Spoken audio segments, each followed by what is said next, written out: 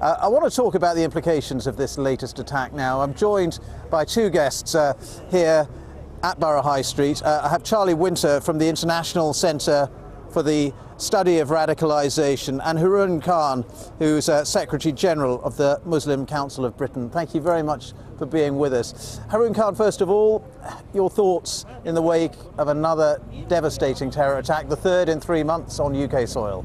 It's utter shock and horror, really, in the brutality of what we witnessed yesterday evening.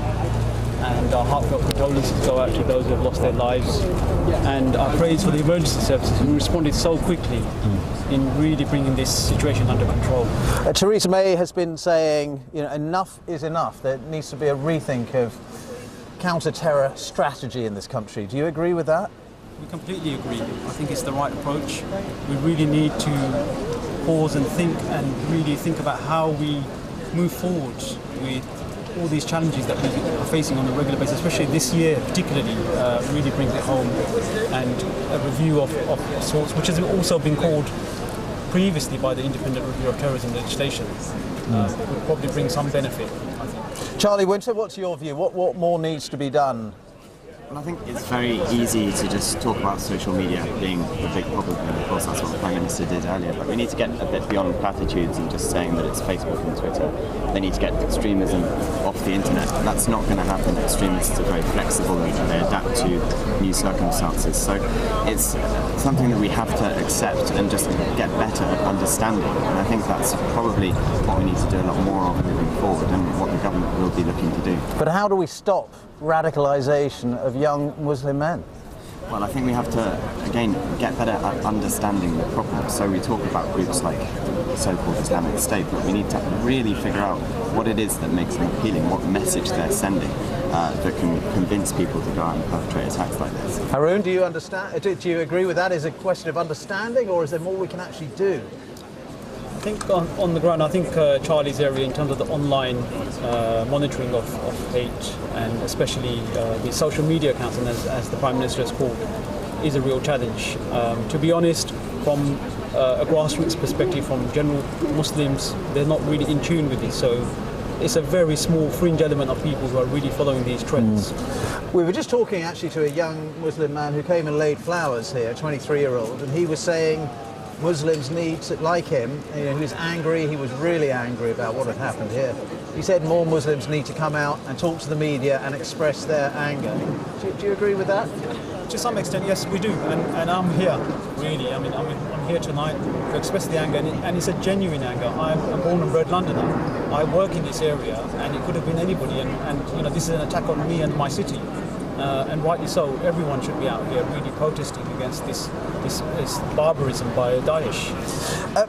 Charlie Winter, we hear a lot about the government's prevent strategy against the radicalisation of young Muslims, and a lot of controversy over that. People say it doesn't work. What is your view? Does that need to be remodelled, refashioned, completely abandoned?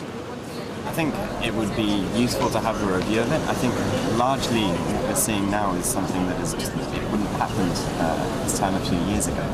The state of play is very different. We're facing an unprecedented set of circumstances here. With groups like the so-called Islamic State, Iraq and Syria, they need to incite more terrorist attacks than they ever have done before in order to buoy up that sense of momentum. So the state of play has changed, and I think perhaps Prevent does need to be adapted, amended, recalibrated a bit to better apply to this current situation. And Haroon, how do you see Prevent? We know it's unpopular with many young Muslims, partly because it's a state-sponsored strategy. Prevent, we've seen, it's not just young Muslims. I think lots of academics, studies, union of teachers, lots of people have called for an independent review of Prevent, including other lobby groups as well.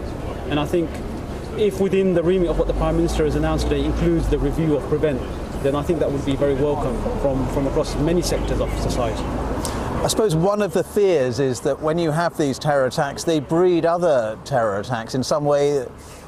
People are inspired when they see something like the Westminster attack, maybe the Manchester attack, then they are inspired. Is that how you see it, Charlie? I mean, it does have a big impact, the contagion effect, if you like.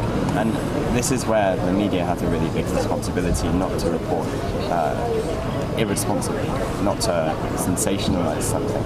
And I mean, I've seen a lot of the certain newspapers with really alarmist headlines which play exactly into the hands of terrorist organizations and people who carry out these attacks. So I think it's really, really crucial that when something like this happens, we think about why it's happening and what the objectives of the people who carried out the attacks or the organizations that ordered those attacks actually are. And key among them, probably foremost among them, is to polarize society, to get people turning against each other.